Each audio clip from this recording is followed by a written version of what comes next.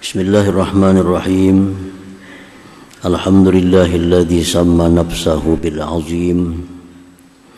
Qala ta'ala fi kitabihil karim wa huwal aliyyul azim. Asyhadu an la ilaha illallah wahdahu la syarika lahul alimul hakim. Wa asyhadu anna sayyidana Muhammadan abduhu wa rasuluhur raufur rahim. Allahumma salli wa sallim wa barik ala sayyidina Muhammadin syifa'is saqim wa ala alihi wa ashabihi wa dzurriyyatihi wa man tabi'a manhajahul qawim, amma ba'du. Al-mukarramun wal muhtaramun, para habaib dan para alim ulama, para muhibbin, hadirin, hadirat rahimakumullah. Puji syukur selalu kita haturkan kehadirat Allah Subhanahu wa ta'ala, yang mana dengan taufik hidayah serta inayahnya jualah kita malam ini kembali bisa berkumpul di Masjid Bustanul Muhibbin yang penuh berkah dan rahmat ini. Salawat dan salam atas junjungan kita Nabi besar Muhammad sallallahu alaihi wasallam dan seluruh keluarga, para sahabat, zuriat dan pengikut beliau sampai hari kiamat nantinya. Para muhibbin rahimakumullah, ar-rabi wa thalathun min asma'illahil husna al-azim, yang ke-34 dari asma'ul husna al-azim. Qala al-Imam al-Ghazali rahimahullah, al-azim huwa alladhi jawaza hudud al-aqli hatta la tutasawwaru ihatatu bikunhihi subhanahu wa ta'ala. Al-azim artinya yang melewati batasan-batasan akal sehingga tidak bisa dimungkinkan untuk meliputi dengan hakikat Allah Subhanahu wa ta'ala. Jadi apa hakikatnya Allah? Itu kada bisa diliputi, kada bisa dibayangkan. Maka itu disebut Al-Azim, yang bahasa kitanya seringkali dengan sebutan yang Maha Agung. Al-Azim, Maha Agung. Nah, Maha Agung itu sesuatu yang sangat besar, yang kada bisa dibayangkan kebesarannya baik oleh hati kita, kada bisa dibayangkan kebesarannya dengan mata kita. Nah, disebutlah Al-Azim itu. Apabila sesuatu itu masih bisa dibatasi oleh penglihatan, atau sesuatu itu masih bisa dibatasi oleh hati kita, maka sesuatu itu kada bisa disebut Al-Azim. Nah, para muhibbin rahimakumullah, Allahu azimun bi dzatihi, azimun bi sifatihi, azimun bi af'alihi, azimun bi sultanihi, ay la yutasawwaru an tudraka hakikatuha. Allah Ta'ala itu azim pada zatnya. Zat Allah itu Maha Agung. Apa arti Maha Agung? Kada bisa diliputi, diperdapati dengan secara menyeluruh. Apa itu zat Allah Ta'ala? Hati kita kada sanggup, akal kita kada sanggup untuk memperdapati, menyelidiki bagaimana itu zat Allah Subhanahu wa ta'ala. Lalu disebut Maha Agung. Azimun fi sifatihi, agung pada sifatnya. Sifat Allah itu kada sanggup kita menyelidikinya, kada sanggup untuk memperdapatinya, bagaimana kebesaran daripada sifat Allah itu. Makanya disebut agung. Kerajaan Allah itu Maha Agung. Karena bagaimanapun hebatnya manusia, kada akan mampu untuk memperdapati, menyelidiki kebesaran daripada kerajaan Allah Subhanahu wa ta'ala. Nah, jadi itulah disebut Al-Azim tadi. Jadi agung bukan pengertiannya besar, sangat besar. Nah, agung itu artinya sesuatu yang kada bisa diliputi, kada bisa diselidiki oleh mata, oleh telinga, oleh hati kita, sehingga disebut azim, agung, maha agung. Nah, para muhibbin rahimakumullah, apabila ada makhluk Allah yang disebut dengan sebutan agung, misalnya ada sultan agung, ada raja agung. Kalau ada yang baharu ini disebut dengan agung, itu artinya sesuatu itu lebih besar daripada sesuatu yang lainnya. Bukan agung secara mutlak. Sebab yang agung secara mutlak itu hanya itu milik Allah Subhanahu wa ta'ala. Mahkamah Agung. Itu sering mendengar Mahkamah Agung. Kenapa disebut Mahkamah Agung? Karena di bawahnya itu ada yang kecil daripada itu. Ada putusan hakim. Nah, ini dikalahkan dengan putusan Mahkamah Agung. Mahkamah itu disebut agung karena dibanding dengan sesuatu yang di bawahnya. Tapi secara mutlak agung itu hanya nama Allah Subhanahu wa ta'ala. Para muhibbin rahimakumullah. Jadi apa itu agung? Apa itu azim? Sesuatu yang kada bisa diselidiki kebesarannya dengan mata, telinga ataupun hati kita. Disebutlah dia maha agung. Al-mu'min bismillahirrahmanirrahim ayyu'azzim Allah Ta'ala. Orang yang beriman dengan nama Allah Al-Azim, kita percaya bahwa Allah mempunyai nama Al-Azim, Maha Agung. Kalau kita kada percaya, kita kada beriman. Karena dalam Al-Quran banyak disebut nama Allah Azim, wa huwal aliyyul azim, banyak disebut. Jadi secara sahih bahwa Al-Azim itu nama Allah. Kalau kita kada percaya Al-Azim nama Allah, berarti kita kada percaya dengan Al-Quran. Dan kada percaya dengan Al-Quran sama kada percaya dengan Allah Subhanahu wa ta'ala. Jadi wajib kita percaya bahwa Al-Azim itu adalah nama Allah Subhanahu wa ta'ala, karena ada dalam Al-Quran.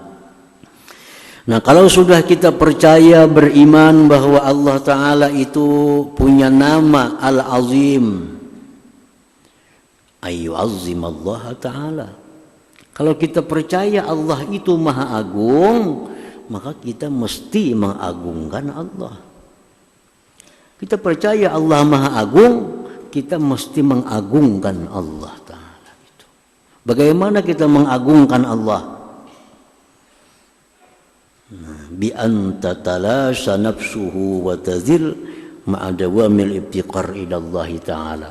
Mengagungkan Allah itu caranya adalah merasakan ketiadaan diri, merasakan kehinaan diri, beserta sangat berhajat kepada Allah Subhanahu wa ta'ala. Orang yang menganggap Allah Ta'ala itu agung, maha agung, berarti dia hina dirinya. Karena kada mau agung itu dua. Kalau satu agung, satu berarti hina.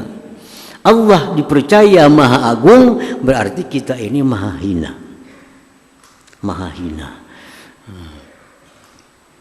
Dalam sembahyang kita berdiri tegak, membaca Al-Quran, Fatihah dan surah. Nah, sampai kepada batasannya kita ruku. Ruku itu membungkukkan tubuh. Asalnya tegak jadi bungkuk. Apa yang kita ucapkan dalam ruku? Subhana rabbiyal azim. Subhana rabbiyal azim. Maha suci Tuhanku yang maha agung. Begitu kita ingat Allah maha agung, kita mesti bungkuk. Kada mau tegak. Nah, subhana rabbiyal azim, Allah itu Tuhanku maha agung, otomatis tunduk. Nah, itu kalau dalam sembahyang. Kalau di luar sembahyang kita ingat bahwa Allah itu maha agung, kita merasa bahwa diri kita ini kada punya apa-apa. Kita merasa diri kita ini sangat lemah, sangat hina, sangat kecil. Karena ada yang maha agung. Jakanya dalam sembahyang tuh kita ruku tuh. Ruku. Nah para muhibbin rahimakumullah. Jadi bacaan ruku subhana rabbiyal azim disertai dengan membungkukkan tubuh. Karena kada patut orang yang mengucapkan azim Allah maha agung sedangkan tubuhnya masih tegak. Itu kada patut. Nah, mengakui Allah maha agung maka badannya pun bungkuk. Nah, tunduk hormat artinya kepada yang maha agung itu. Nah jadi pertama itu, kalau kita beriman bahwa Allah itu maha agung, agungkan Allah. Bagaimana cara mengagungkan Allah? Tidak ada lain caranya adalah merasakan kehinaan diri, merasakan kecilnya diri, merasakan remehnya diri karena berhadapan dengan yang maha agung Allah subhanahu wa ta'ala. Nah yang kedua, kalau orang itu beriman kepada Allah yang maha agung, wa ayyu azzima ma'azzamahullah, dia mengagungkan apa-apa yang diagungkan oleh Allah. Allah ini maha agung. Ada makhluk-makhluknya yang diagungkan oleh Allah. Nah kalau Allah mengagungkan sesuatu itu, kita pun wajib mengagungkan sesuatu itu. Jangan sampai Allah mengagungkan sesuatu kita meremehkannya. Berarti kita kada beriman dengan nama Allah yang maha agung. Buah dari iman Allah itu maha agung, kita mengagungkan Allah dan mengagungkan sesuatu yang diagungkan oleh Allah subhanahu wa ta'ala. Kita membesarkan Allah, membesarkan sesuatu yang dibesarkan oleh Allah subhanahu wa ta'ala. Apa contoh sesuatu yang dibesarkan Allah, yang diagungkan Allah? Contohnya mislul qasam, seperti sumpah. Nah sumpah, Allah berfirman dalam Al-Quran Al-Karim, wa innahu qasamun law ta'lamuna azim. Itu sumpah, ujar Tuhan, jika kalian tahu, sumpah itu azim, agung. Sumpah itu besar.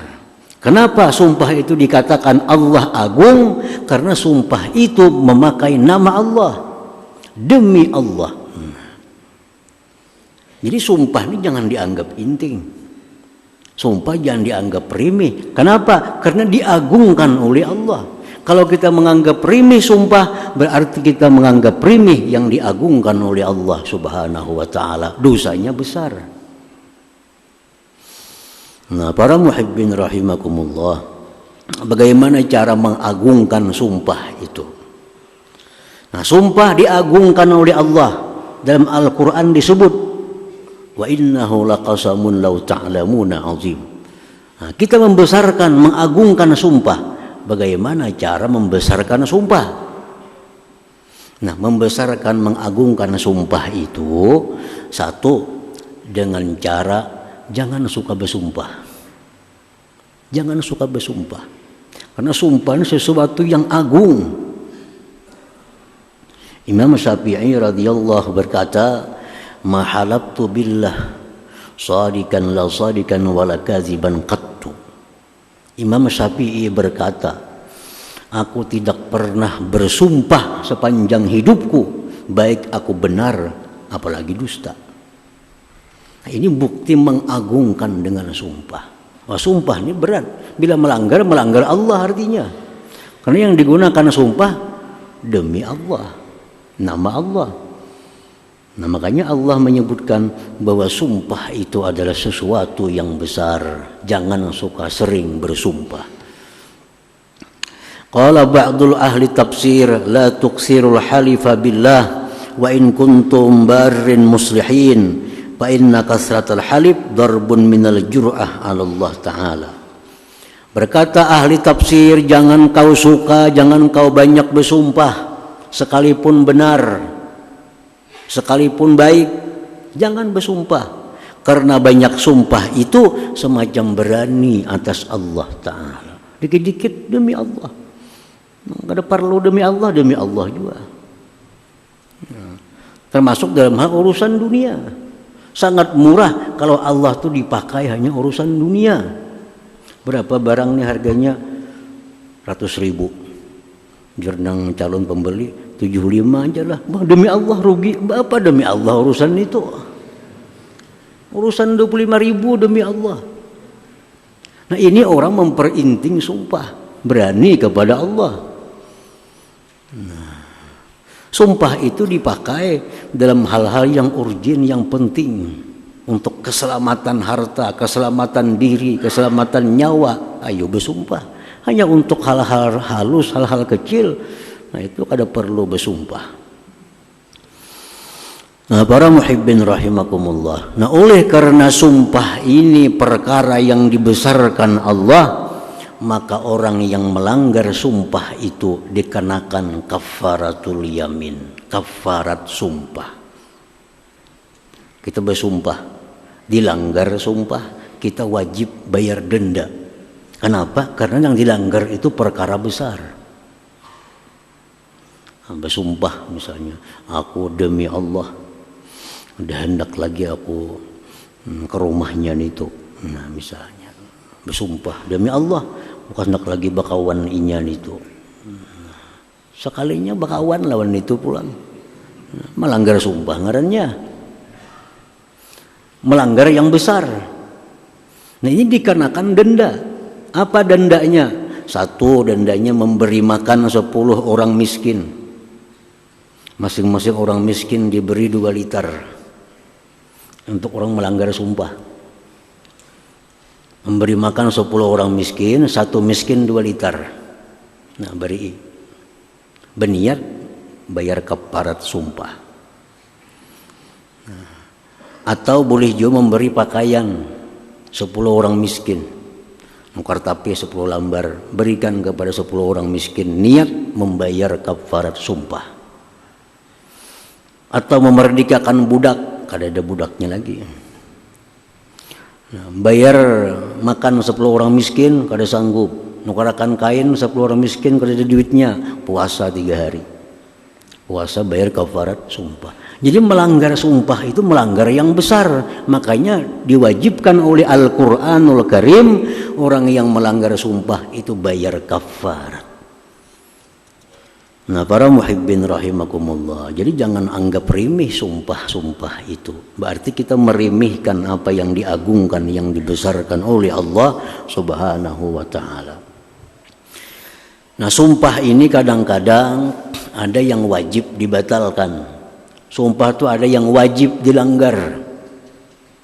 Ada yang sunat dilanggar. Ada yang haram dilanggar.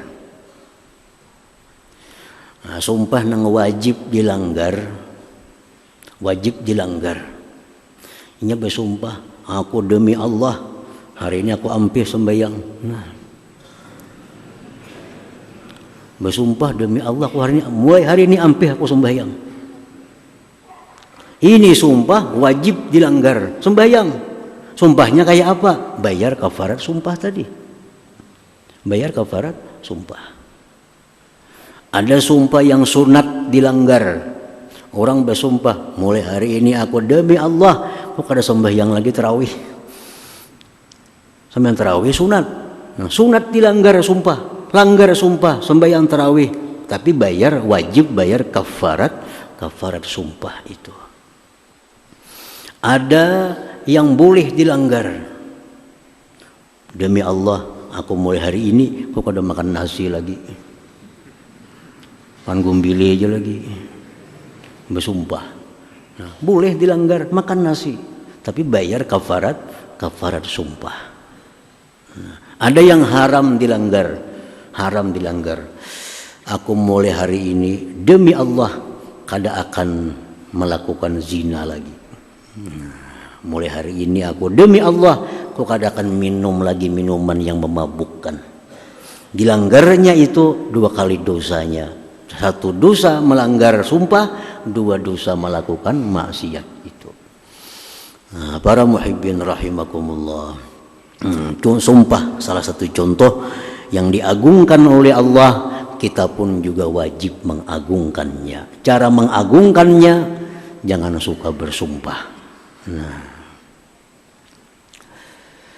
yang kedua, contoh apa-apa yang diagungkan oleh Allah Subhanahu wa ta'ala, al-jannah, surga.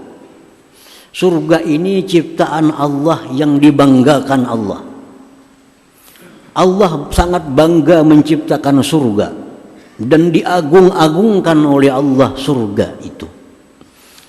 Nah, karena surga ini diagungkan oleh Allah, kita pun wajib mengagungkan surga. Bagaimana cara mengagungkan surga? Caranya sangat ingin masuk ke dalamnya. Karena surganya diagungkan oleh Allah, timbul hati kita sangat ingin untuk masuk surga. Tanda orang yang mengagungkan surga. Kalau kawat dengar surga, kalau hendak benar masuknya, ini baik orang diamalkan. Boleh jamaah amalkan ini kan masuk surga, bah diamalkannya. Soalnya mengagungkan surga, kepingin dengan surga itu. Ikam jangan melakukan ini. Bila melakukan ini, ikam kada bakal ke surga, kada waninya, kada bakal ke surga. Karena surga itu sangat diagungkannya. Ini contoh orang mengagungkan surga.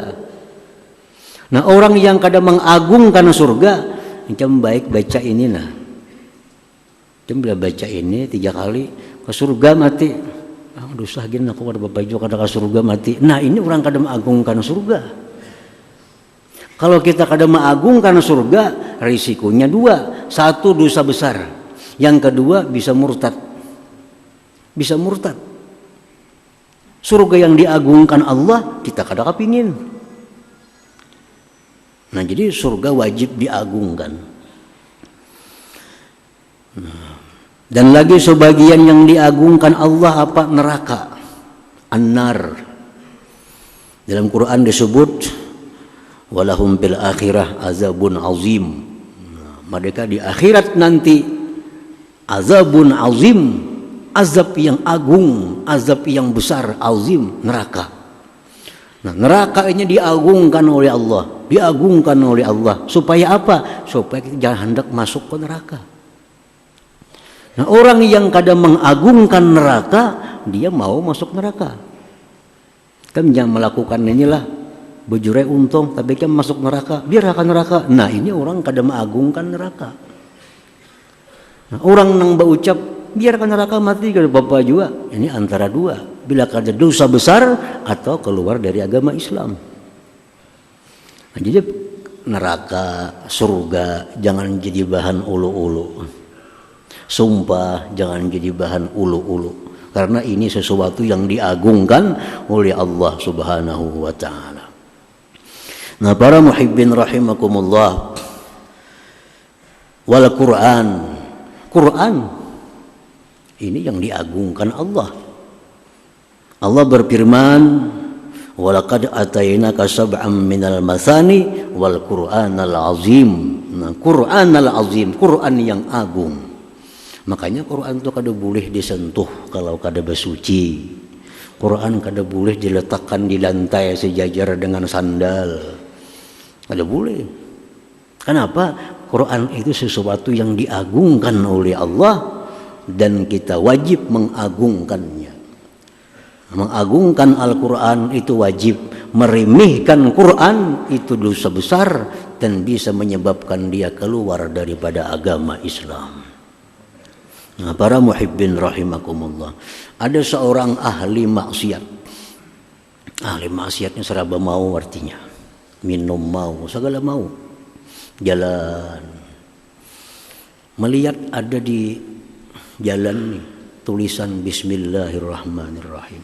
Di jalan, di kartak ada kertas bertulisan Bismillahirrahmanirrahim. Melihat orang ahli maksiat tadi, oh ini nama Allah nih, Quran nih. Diambilnya Bismillah tadi. Diambilnya Bismillah tadi. Dibersihkannya. Diletakkannya ke tempat yang tinggi. Nah, di akhirat Allah berterima kasih dengan orang ini dan diampuni Allah dosa-dosanya. Karena mengagungkan nama Allah Al-Quranul Karim. Orang ahli maksiat. Melihat ada bismillah, dikartak, ambilnya, bersihkannya, diciumnya, diletaknya ke tempat tinggi. Di akhirat Allah mengucapkan syukur kepadanya sekaligus diampuni dosa-dosanya. Nah, jadi jangan dianggap inting, Quran jangan ditimbai, Quran jangan diulah di mana-mana karena sia-sia, jangan. Quran itu ada aturannya. Kalau Qurannya sudah kada kau dipakai lagi, ada aturannya kayak apa caranya. Ini Quran dibaca sudah kada kau lagi, sudah hurufnya sudah, kertasnya sudah rusak, buang ke sampah, kafir kita. Udah Quran nggak terpakai lagi nih, buang dah ke sampah, kafir kita. Nah, jadi kalau menghadapi Quran yang macam itu disebutkan dalam kitab-kitab fikih, cari tempat tanah, tabuk tanah, tabuk patak Quran di situ. Nah, itu menyelamatkan Quran yang sudah kada kau dimanfaatkan lagi. Jadi membuang Quran kada kau sembarangan kayak membuang sampah kantungan itu. Ini benda yang agung. Al-Quran al-Azim, dan Quran yang agung, ujar Tuhan. Kalau Tuhan menyebut agung, kita wajib mengagungkan Al-Quran. Wa kaidun nisa, dan sesuatu lagi yang diagungkan Allah, tipu daya wanita, tipu daya perempuan, godaan perempuan. Ini disebut Allah dalam Al-Quran, inna kaidakunna azim. Tipu daya perempuan, godaan perempuan itu azim, besar. Jangan dianggap penting. Banyak nabi-nabi yang ditegur oleh Allah karena urusan perempuan. Banyak aulia-aulia yang dicabut kewaliannya oleh Allah karena godaan perempuan. Banyak orang yang mati kehilangan iman karena godaan perempuan. Jadi jangan anggap penting godaan perempuan, karena Allah menyebut inna kaidakunna azim, godaan kalian itu azim, besar. Jangan dianggap penting. Berduaan dengan perempuan yang bukan mahram jangan dianggap remeh. Allah membesarkan itu. Nabi Yusuf ada sangkut paut dengan perempuan. Nabi Daud ada sangkut paut dengan perempuan sehingga ditegur oleh Allah Subhanahu wa taala. Ada aulia-aulia yang dicabut kewaliannya karena tergoda dengan perempuan. Ada orang yang imannya bagus tapi matinya keluar Islam karena perempuan. Di Mesir di kitab Al-Kabair disebutkan seorang laki-laki muazzin. Muazzin puluhan tahun jadi muazzin di masjid di negeri Mesir. Satu hari kan muazzin dulu ada pakai mic naik ke menara azan situ. Di menara kan tinggi kelihatan di bawah. Setiap kali azan si muazzin melihat ada bebinian tuh lewat di bawah. Nah, isuk azan ada pulang binian tuh lewat. Beberapa waktu demikian tak pikir kemana perempuan tuh buliknya. Rumahnya di mana? Tiap kali naik ke menara, tak lihat si perempuan itu. Cari di mana rumahnya. Oh, di situ rumahnya. Datangi. Ada orang tuanya. Oh, sekalinya Nasrani agamanya. Agamanya Nasrani perempuan. Tapi karena sudah tergoda dengan perempuan nih. Ini urusan besar. Tipu daya godaan perempuan itu besar, jar Tuhan. Jar si orang tuanya, bisa kau terima lamaran ikam, mau ikam hakun pindah agama Nasrani, ya kada apa-apa, kami terima. Tapi kalau ikam kada mau pindah, kada bisa. Anakku agamanya Nasrani. Syaitan membisiki si muazzin nih. Ikam dah umpat Nasrani aja. Ikam umpat Nasrani, kena kawini. Nah imbah kina kawini, kina ajak semua untuk masuk Islam. Siapa tahunya kina mau berislam, sekeluargaan berislam kalau ikam ajak, biar pindah agama dulu. Nah, dalam hati bujur juga nih jadi muazzin nih, bujur juga. Sudah terima, pindah dari agama Islam, kawin di gereja, kawin di gereja. Malamnya si perempuan kamar di atas luting. Nah, malamnya si muazzin ini naik ke luting, naik sampai tangga yang paling atas tagalincir gugur ke bawah, mati. Pas mati dalam keadaan agama Nasrani. Mati dalam keadaan agama Nasrani. Kenapa sebabnya? Asal muasalnya tipu daya si perempuan tadi. Jangan anggap remeh soal perempuan. Banyak iman yang hilang karena perempuan. Makanya Al-Quran menyebut inna kaidakunna azim, tipu daya perempuan itu besar. Nah, para muhibbin rahimakumullah, yaumul qiyamah, hari kiamat. Nah, hari kiamat disebut dalam Al-Quran yaumun azim. Hari kiamat itu disebut Quran hari yang besar, hari yang agung. Nah, kalau kita mengagungkan hari kiamat itu macam apa caranya? Nah, kalau kita mengagungkan hari kiamat, maka kita mesti bersiap-siap menyediakan bekal sanggup untuk menghadapi hari kiamat itu. Karena disebutkan dalam Quran bagaimana huru-haranya hari kiamat, bagaimana huru-haranya di padang mahsyar. Kalau kita kada persiapkan, kita akan kesulitan-kesulitan di padang mahsyar itu. Disebut Quran yaumun azim, hari yang besar. Jadi hari kiamat jangan dianggap intim, jangan dianggap remeh, karena itu hari yang besar. Nah, para muhibbin rahimakumullah, banyak lagi hal-hal selain itu yang diagungkan oleh Allah. Walhasil setiap kali Allah mengagungkan sesuatu, kita pun wajib untuk mengagungkan sesuatu itu sebagai buah daripada keimanan kita kepada nama Allah Al-Azim. Nah, kemudian nama Allah yang ke-35 insyaallah taala. Hadratin Nabi sallallahu alaihi wasallam al-Fatihah. Astagfirullahaladzim, shiratal mustaqim, shiratal Bismillahirrahmanirrahim. Alhamdulillahirabbil alamin wassalatu wassalamu ala asyrofil anbiya'i wal mursalin wa ala sahbihi ajmain. Allahumma inna nas'aluka al-afiyah wa fatadaima fid din wad dunya wal akhirah. Allahumma salli ala sayyidina Muhammad salatan tunjina biha min jamil ahwal wal afat. Taqdi lana biha min jamil hajat wa min jami'i sayyi'at wa fadlan bil dari wa tuballighuna fi asma'il khaita bil ayati wa badaman. Allahumma khayma sa'alaka abduka nabiyyuka Muhammadin sallallahu alaihi wasallam. Tayyibaka abduka nabiyyuka Muhammadin sallallahu alaihi wasallam. Anta musta'an wala hawla wala quwwata illa billahil azim. Allahumma zidna fid din wa barakatan min umuratan min jismi wa satan min rizqi wa tawbatan qabla al-maut wa sa'adatan inda al-maut wa fin ba'da al-maut wa afwan min al-hisab wa amana min al-ajab wa nasiba min al-jannah wa zunaka min rahmatika ya arhamar rahimin. Wa tawassalna bi jahi nabiyika Muhammadin sallallahu alaihi wasallam. Rabbana taqabbal minna innaka tasmi'u alaina innaka antat tawwabur rahim. Rabbana atina fid dunya hasanah wa fil akhirati hasanah wa qina adzabannar. Sallallahu ala sayyidina Muhammadin wa sahbihi wasallam. Alhamdulillahi rabbil alamin. Ya yarjuna minhu syafa'atan sallu alaihi wa sallimu taslima. Allahumma salli wa sallim